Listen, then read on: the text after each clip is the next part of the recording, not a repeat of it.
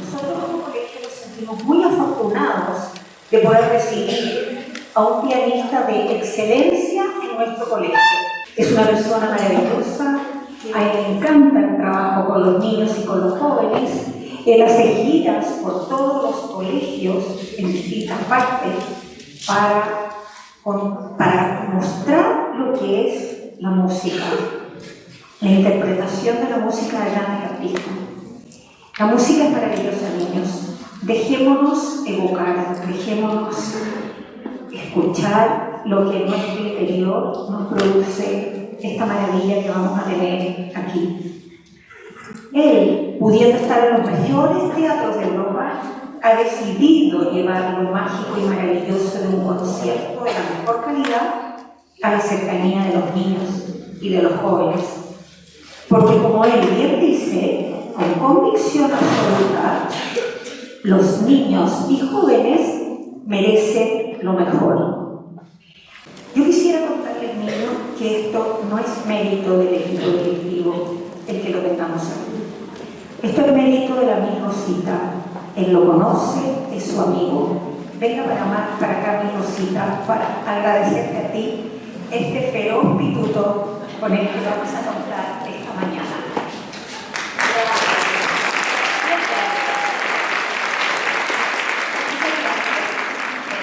Pocas veces uno tiene a un artista de esta envergadura cerca. Uno lo va a los conciertos y lo ve de lejos. Poder tenerlo aquí es una virtud propia de Felipe, que a él le importa mucho siempre estar cerca, conocer a los niños, y eso lo hace muy humano, muy igual que nosotros, que los artistas en general no lo hacen o no se mantienen así de cerca. Eso yo lo agradezco mucho. Eso, así que muchas gracias, Felipe, muchas gracias, Mónica.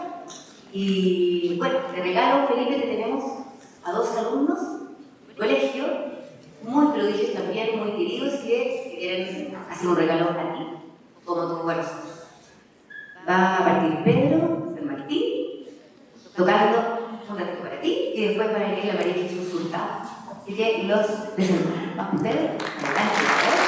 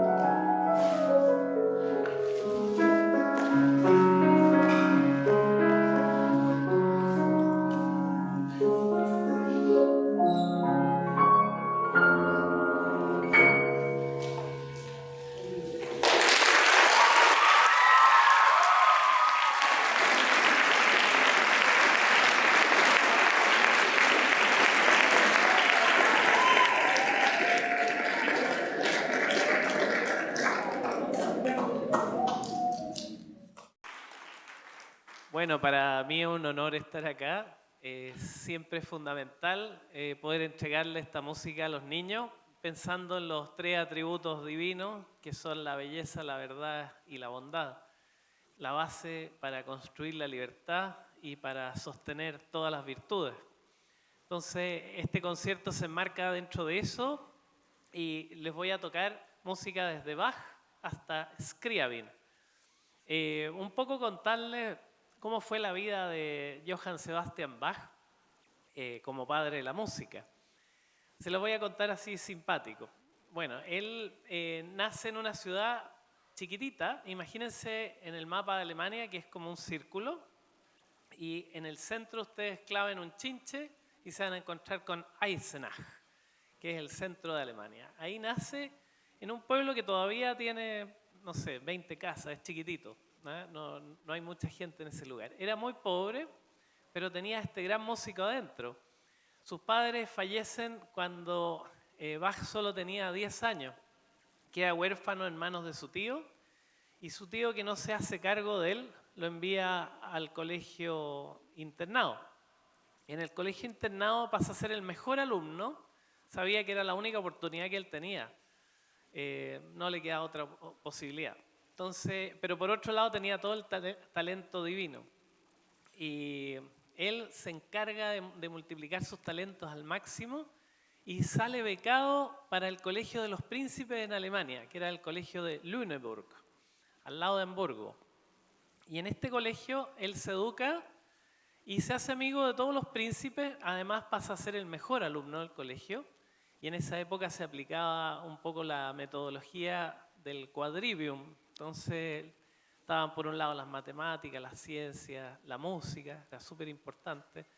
Entonces, las letras también. Entonces, en el fondo estaba todas las musas griegas estaban ahí para inspirarlo, como dicen por ahí. Entonces, Bach, que es el mejor alumno del colegio, después cuando le toca trabajar, es muy admirado por sus amigos príncipes y lo invitan a las cortes. Y él organiza la parte musical de las cortes, que era muy importante en esa época. Y así parte en Mühleburg, después se traslada a Köthen, y en Köthen, conociendo al príncipe de Köthen, conoce también a su mujer, Bárbara. Con Bárbara tiene 7 hijos. Bueno, como buen padre de la música también era padre de muchos niños. Y él estaba de una gira con el príncipe de Sajonia, que también era amigo del príncipe de Köthen. Y se fue a dar conciertos por todos los órganos. Él tocaba los órganos de la iglesia en esa época, que eran como las salas de conciertos más importantes. Se hace esta gran gira y de repente imagínense que llega un caballo galopando con un señor con un mensaje en la mano, se lo entrega y ustedes se imaginarán que Bach pensó que se había ganado un premio.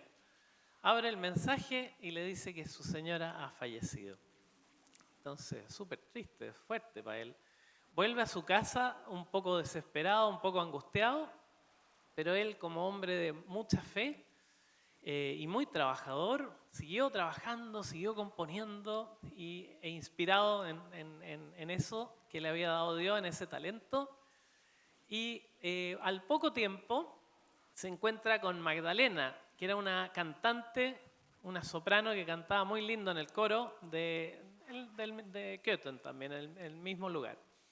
Entonces se casan y adivinen cuántos hijos tiene con ella. 13 hijos más. Así que súper padre de la música y de la paternidad real, porque era un súper buen papá.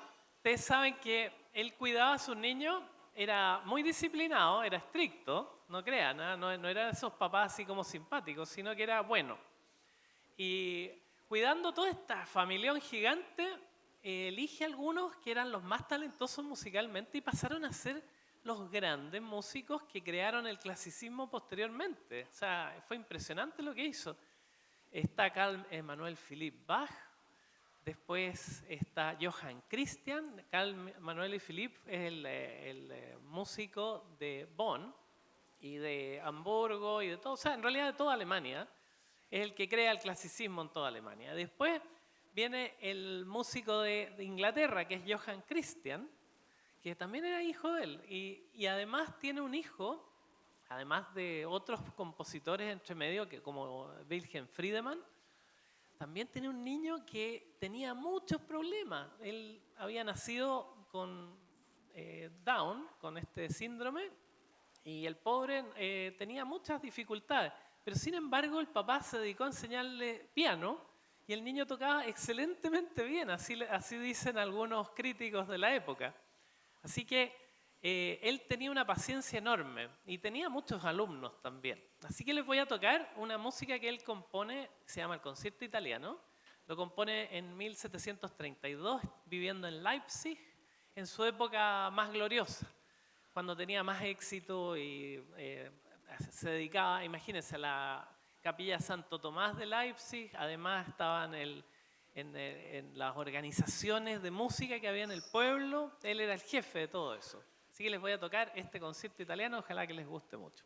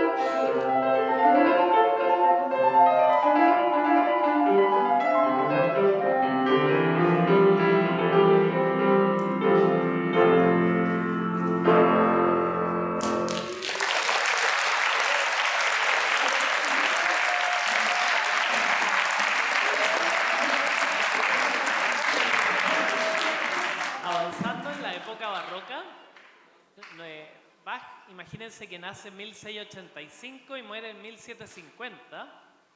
20 años después, en 1770, nace Ludwig van Beethoven. Y Beethoven fue el primero en entrar en la música romántica, en el cambiar un poco el switch y basarlo en algo bien especial. Porque acuérdense que los románticos se basan un poco en la mitología de la caverna inventada por Platón, en que nosotros solo vivíamos en un mundo oscuro, en una cueva, en una caverna, y veíamos el reflejo de la realidad que estaba más allá. Había una luz a lo lejos y cuando pasaban ciertas personas se veía la sombra de esas personas pasar en la cueva. Entonces ellos decían, allá está la realidad. Entonces lo que manifestaba Platón en esa concepción era que había un mundo espiritual que era superior al mundo físico. Y esto era parte un poco de la idea que había detrás del romanticismo. El romanticismo pensaba que había que buscar estos amores que eran perfectos, pero que en la realidad no se daban. Entonces por eso se habla del amor platónico, porque es un amor que es inalcanzable. Y en el caso de Beethoven le pasó así también en su vida. Les voy a contar un poco los orígenes de Beethoven para que tengan un contexto. Beethoven nace en Bonn de una familia de escasísimos recursos. Ellos arrendaban, en una familia Müller, le arrendaban unos departamentos y estaban en el último piso arriba. Vivían muy pobremente y el papá lamentablemente era alcohólico. Entonces llegaban las tardes golpeando cosas y pegaba patadas por todos lados. Y por supuesto la mamá sufría y los niños también. Beethoven sufrió mucho con eso. El papá era músico también, entonces le enseñaba música, pero le enseñaba a golpes y bueno, ustedes saben, pues de esa manera. Entonces la mamá, Magdalena Keverich, fue muy inteligente, entonces se le ocurrió que tenía que presentar a este niño a un profesor externo y como no tenían dinero, de alguna manera pensaba ella que como tenía talento este niño, iba a conseguir que le hicieran clases gratis a este niño. Bueno, ella se los voy a contar así en forma divertida para que lo disfruten. Lo lleva a donde Gottlob Neffe, el gran profesor de la época en Bonn, que era nada menos que el director de orquesta y el organista de Maximiliano de Habsburgo, que vivía en Bonn. Él era el príncipe elector de Colonia. Entonces se lo lleva, se lo presenta, después de un concierto en esta gran iglesia, y el caballero mira hacia el niño y dice, no, a mí no me interesa enseñarle a nadie, yo soy el gran profesor, no me interesan los niños. Entonces, pero es que no, escúchelo, porque si este niño es talentoso, toca en la casa y nosotros como no tenemos televisión, en esa época no había televisión, tenemos piano, pues, entonces aproveche de esta oportunidad de escucharlo, lo que sea. No, yo no voy a escuchar a nadie. Bueno, después de un rato, la señora con su táctica y su inteligencia logra convencerlo, entonces dice, ya, lo voy a escuchar, sí, pero cortito, no quiero escucharlo mucho. Y Beethoven se siente y toca maravillosamente bien. Quedan pero tan impresionados, este maestro queda tan impresionado, Gottlob Neffe, que decide hacerle clase gratis. Bueno, Gottlob Neffe le encantaba la literatura, entonces le tocó la posibilidad a Beethoven de tener como un nuevo padre. Este caballero le mostró los clásicos, así que se leyó todos los libros, después se leyó todos los griegos también, los filósofos, y él tenía una filosofía personal, ¿verdad? Bueno, como buen alemán, él pensaba que bueno, los atributos de Dios, los que les nombré al principio, la bondad, la belleza y la verdad, estaban ahí de todas maneras, pero él inventó unos nuevos atributos, ¿no? Entonces, para él era la voluntad, y ustedes ven que los alemanes son muy voluntaristas, muy trabajólicos. Entonces está la voluntad, la bondad también y la libertad. Esos eran sus atributos. Él decía, ¿cómo voy a componer música si no soy libre?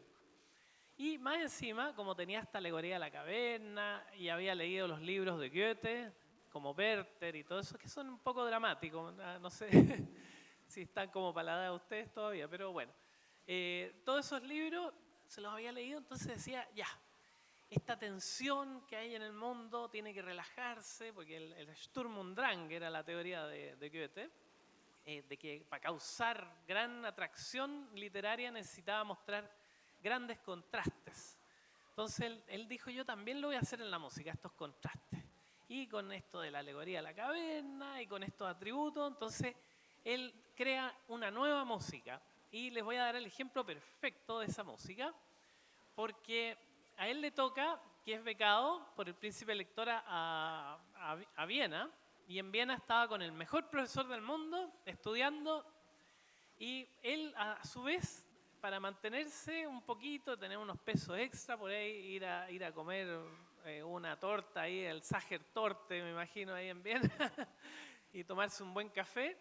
Entonces se ganaba unos pesos extra haciendo clase de piano. Pero era cabro chico, tenía 17 años. Entonces le hacía clase nada menos que una princesa, la princesa Josephine Brunswick. Y por supuesto, como cabro joven, se enamora hasta las patas y la chiquilla también se enamora de él. Y compartían los mismos ideales, contaban los mismos chistes. Entonces, ¿qué pasa? Le toca la época en que ella se casa y él ve cómo se casa a su amada. O sea, era una situación terrible. Entonces la mira de lejos y más encima ni siquiera le puede ofrecer la obra que quería ofrecerle, que él le ofrece la Apasionata, nada menos. Entonces se la ofrece al hermano, porque si él se la ofrece directo a ella, lo habrían echado de la casa, porque como profesor de piano no podía hacer eso. Entonces le entrega a Francis Brunswick, le dedica esta gran obra, pero que en el fondo está dedicada a Josephine Brunswick, su gran amada. Así que para que vean el romanticismo en Beethoven que se cumple y se hace realidad en esta obra, La Apasionata.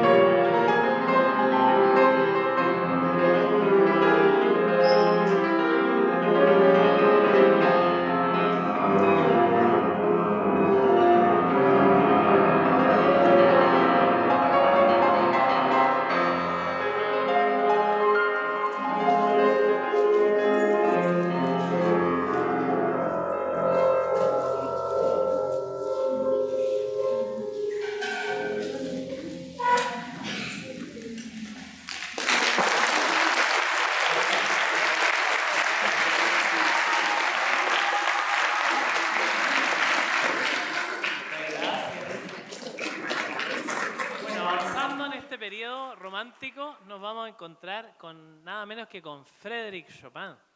Frédéric Chopin nace en un pueblito chiquitito, se llama Sela Wola, en Polonia.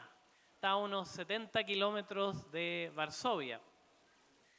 Ahí vivía un conde que se llamaba el conde Skarbek, casado con Victoria Skarbek, y había una niñera ahí y un profesor de francés para los hijos. Bueno, nada menos que eran los padres de Chopin, Justina Tekla Krysanovska y el señor Chopin. Entonces, los dos ahí trabajaban mucho para que esta familia estuviera muy bien. Pero un día deciden casarse. Y eso era complicado. En esa época, los empleados en un lugar, así como en una corte, tenían que pedirle permiso al conde si se podían casar o no. Si no, perdían la pega, en el fondo. Se podían casar, pero tendrían que irse para otro lado. Bueno, la cosa es que la señora Victoria quería tanto a Justina y al profesor Chopin que decidieron que se casaran ahí y les pasaron una casita que es maravillosa, que todavía existe. Está al lado de un río precioso, en un bosquecito así. Es un lugar realmente paradisíaco. Y ahí nace la familia Chopin, los niños. Nace primero Ludwika y después nace Frédéric. Era un ambiente, como era en la época, hacían obras de teatro estos niños, la música era súper importante. Había como un interés enorme en alcanzar la perfección. Esa era la búsqueda que ellos tenían. Y Frédéric, cuando tenía 3 años, se sentó al piano y tocó una canción que su mamá había tocado recién. Entonces descubrieron que tenía un oído extraordinario y fue tanto la impresión que hubo porque tocaba. Realmente era un niño así parecido a este niño que tocaba por acá, o a la Jesús también que tocaba por ahí. Era de mucho talento. Entonces lo que sucedió es que doña Victoria se le ocurrió que podían prestarle su casa de Varsovia y así podían estudiar en el conservatorio este niño. Así que le prestan la casa de Varsovia, todavía está, y resulta que aprende nada menos que con Joseph Elsner, era un profesor extraordinario de la época.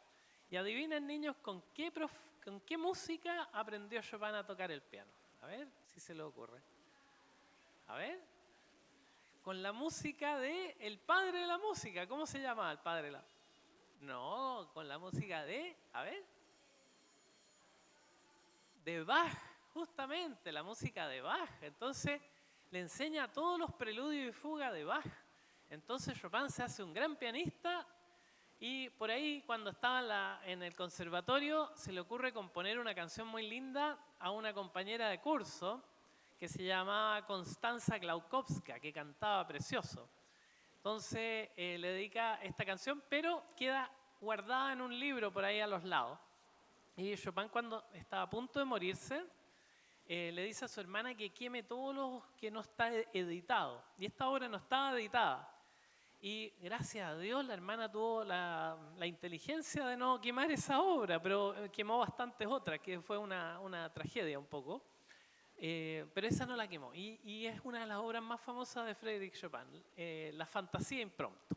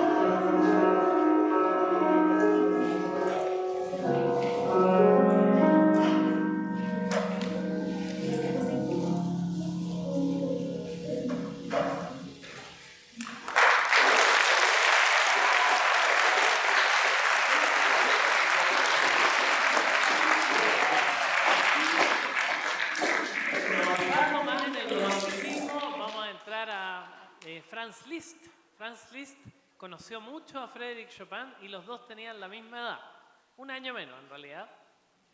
Chopin había nacido en 1810 y murió en 1849, y Franz Liszt nace en 1811 y muere el 86. Entonces vive mucho más años y también tiene una influencia muy fuerte dentro de toda la producción musical europea del romanticismo. Le hace clase de piano a más de 400 niños. Entonces, impresionante el efecto que tiene. Bueno, Franz Liszt también nace en un pueblo chiquitito, Sopron, y hay una leyenda que se cuenta sobre él que es bien divertida. Puede ser que no tenga mucha base de realidad, pero es una leyenda que igual la cuentan los libros. Dice que Franz Liszt, cuando era chiquitito, tenía 7 años, su papá Adam Liszt lo lleva al palacio del conde Esterházy, que vivía al lado, y él era el mayordomo, así que igual tenía que ir todos los días. Pero lo lleva un día y le dice al conde Nicolás: oiga, señor, patrón, no sé cómo le habrá dicho, caballero o conde, ¿sabe qué? Mi hijo tiene gran talento musical y me encantaría que pudiera tomar clase de piano como lo hacen sus niñas que tocan aquí con el profesor de piano que viene todos los días desde Viena. ¿Sería posible? Y bueno, el caballero le dice que ni un problema y le dice: ya, tome clase, ni un problema. Se va de gira este caballero, no aparece nunca más por 6 meses, y a la vuelta le tienen preparado un concierto a las niñas. Entonces tocan ellas y el conde estaba encantado y le dice: por supuesto que usted va a venir profesor por el próximo año y le van a seguir enseñando a mis niñas, es muy importante. Y bueno, me tengo que ir a otra gira. Entonces, no, espérese un ratito, que se acuerda ese niño que era hijo del mayordomo, que está, mire, para que le toque unas canciones.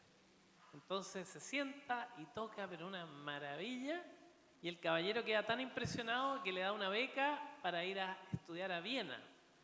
Y en Viena estudia con nada menos que con Karl Czerny, que había sido alumno de Beethoven. Entonces Liszt aprende la música del padre de la música. ¿Cómo se llamaba? Justamente, ahí toca todos los preludios y fuga de Bach, se los aprende de memoria, toca como máquina y se convierte en el pianista número 1 de la historia de Europa, en realidad. Pasa a ser el pianista que más conciertos se han dado en esa época. Dio más de 4.000 conciertos, imagínense. Y el caballero ganó tanto dinero que después dona el Teatro Municipal de Praga junto con la biblioteca más grande del mundo de literatura musical. Luego dona la estatua de Beethoven en Bonn y también hace una gran donación cuando se quema Hamburgo por ahí por el año 1856. Entonces se quema Hamburgo, él dona todo esto porque era muy generoso. Y después de una vida muy, muy compleja, se dedica a enseñar clase de piano, se hace monje. Le toca una vida bien dura porque él, tiene una mujer y tiene sus 3 niños y fallece la mujer, fallecen los 2 niños de él, queda solamente Cosima Liszt, que se va a casar después con Wagner. Y van a ser los que fundan el Bayreuth, el gran teatro de Bayreuth en Alemania. Entonces, cuando le pasa toda esta situación tan terrible, decide estudiar teología y hacerse monje. Así que es divertido. Así que les voy a tocar una obra muy bonita y para que vean el romanticismo, les voy a leer un poema donde él compone Sueño de amor. Entonces, vamos a ir acá. Entonces, así dice Sueño de amor. Oh, ama tanto como puedas, ama tanto como debas. Llegará la hora en que sobre las tumbas te lamentarás. Asegúrate de que tu corazón arda y sostén y mantén el amor tanto como el otro corazón ardientemente lata con su amor por ti. Y si alguien te comparte su alma, correspóndele lo mejor que puedas. Dale alegría a cada instante, no permitas que pase pena, presta atención a tus palabras, que ningún daño salga de tus labios. Oh Dios, no quise herirle, pero el amado retrocede y se lamenta. Oh, ama tanto como puedas, ama tanto como debas. Llegará la hora en que sobre las tumbas te lamentarás. Te postrarás junto a la tumba y tus ojos estarán tristes y húmedos. Nunca volverás a ver a tu amado. Solo la hierba alta y húmeda del cementerio. Así que esos eran los poemas románticos de la época, que eran sumamente intensos. Entonces, esta se llama Sueño de Amor, y van a ver un poco también ese amor perfecto, esa búsqueda del romanticismo, de la perfección del amor.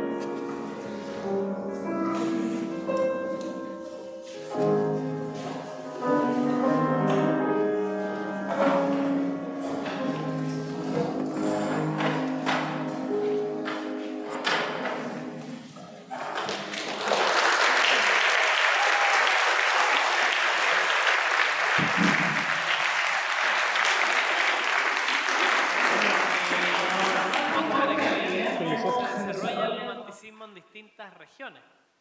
En París se va a desarrollar a través de Gabriel Fauré.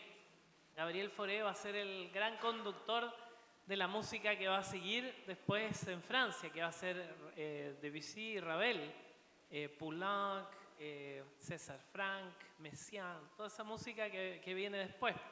Entonces, Gabriel Fauré fue un niño que vivía en el sur de Francia, era hijo de un militar, también de familia de escasos recursos, pero como a él le gustaba la música, se interesaba mucho en el organista de la iglesia del pueblo, y un día estando ahí, se acerca al organista y le dice, ¿puedo tocar? Y entonces el caballero le dice, sí, ni un problema, toque algunas piezas, algunas cosas.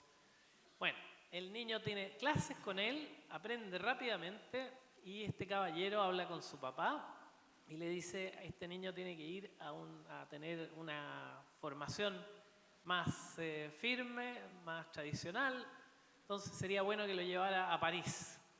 Bueno, en París entra al conservatorio, pasa a ser el alumno estrella, gana todos los premios y habiendo ganado los premios cuando se recibe, lo que hace el conservatorio es decir, tenemos que buscar el mejor profesor del mundo, aquí lo tenemos, así que lo toman de profesor y pasa a ser el que le enseña a toda la gran gama de compositores franceses. Y dentro de esa época, además de ser el organista oficial de la iglesia de la Madeleine en París, era top en esa época, y de dirigir orquestas y componer un montón de música maravillosa, en esa época compone el Nocturno número 3, que es muy lindo, para que vean cómo se va enriqueciendo la armonía de la época en la música.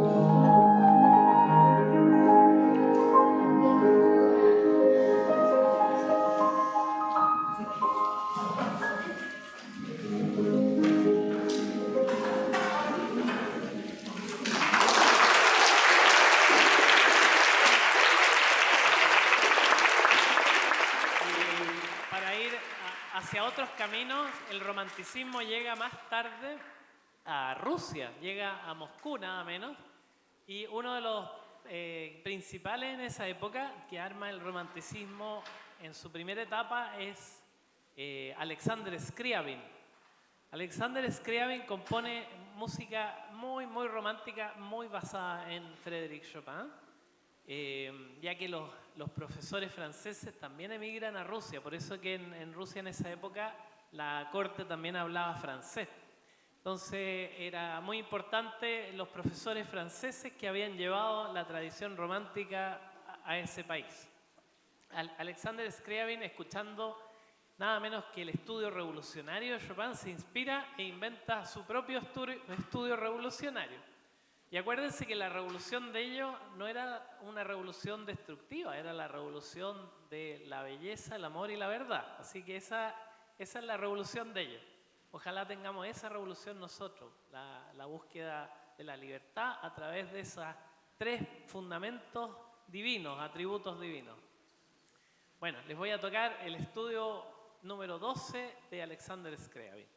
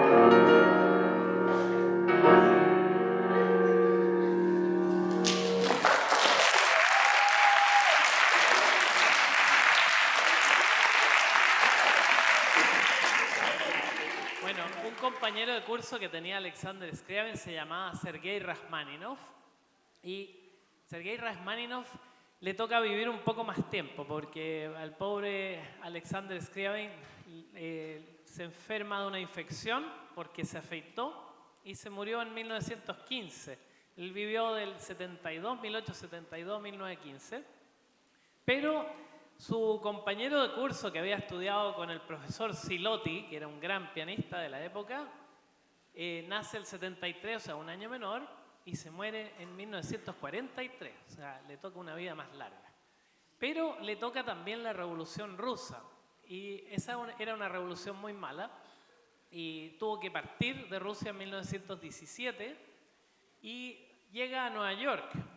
Como cuenta un poco la tradición, y la tradición siempre arregla las cosas, decía que le tocó la inmigración a Nueva York, y en esa época había una isla cerca de Nueva York donde se quedaban los inmigrantes y no podían salir nunca más. Era como un campo de refugiados. Bueno, él llega y como tocaba el piano, parece que el oficial de inmigración le encantó la música que él hacía y había un piano detrás de una pared, tocaba, esa es la leyenda, no sé. Todo esto son ideas para que ustedes también se alegren con la música. Y le dice, por supuesto, usted tiene que entrar a Nueva York, va a ser una estrella. Entra y por supuesto que pasa a ser el pianista número 1 de Estados Unidos. Tan así que adivinen cuánta fortuna le deja a sus hijas cuando se mueren en el año 1943. Díganos un número, a ver. A ver, ¿cuánto? A ver. Deja 300 millones de dólares, imagínense. No, pero deja una fortuna, o sea, imagínense en esa época, el año 43, dejar esa fortuna. Y era porque daba conciertos y no paró nunca más de dar conciertos. O sea, su vida llegó a Nueva York y tocó hasta que se murió. Se gastó tocando. Y eso fue bonito por un lado, pero triste por otro, porque él había compuesto toda su música en Rusia y como tiene tanto éxito, no tuvo nunca más tiempo de componer. Entonces se dedicó a tocar nomás y daba conciertos. Pero bueno, les voy a tocar otra pieza basada un poquito en el estudio revolucionario de Chopin, que es nada menos que una obra preciosa, el Momento Musical número 4.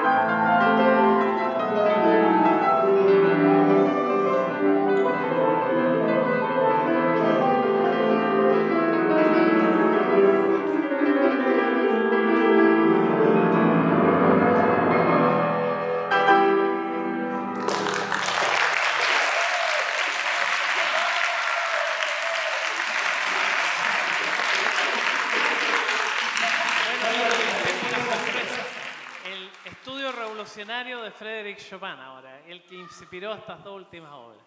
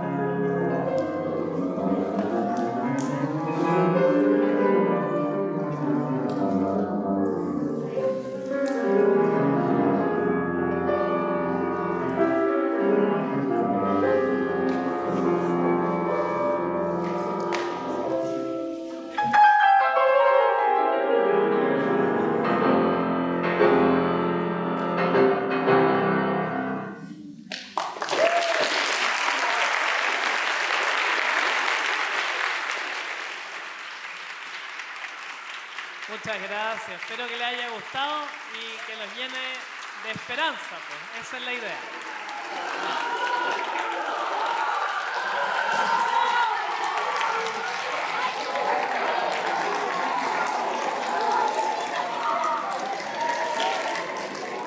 Felipe, 1.000.000 de gracias por la experiencia de poder gozar la música a través de la historia con todo lo que nos contaste.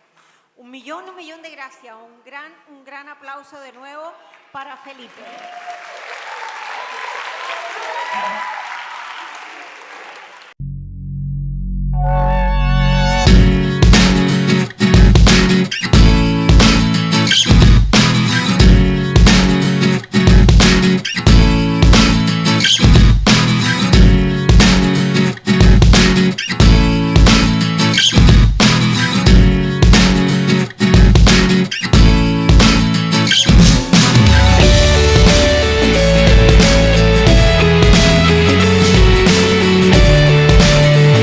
Bueno, a mí me encantaría que los chiquillos le dieran más tiempo al arte, que eso los va a desarrollar mucho más, que les va a dar herramientas para ser más felices y yo creo que se despierta más la inteligencia, van a poder aprender más cosas del colegio y las materias las van a entender mejor.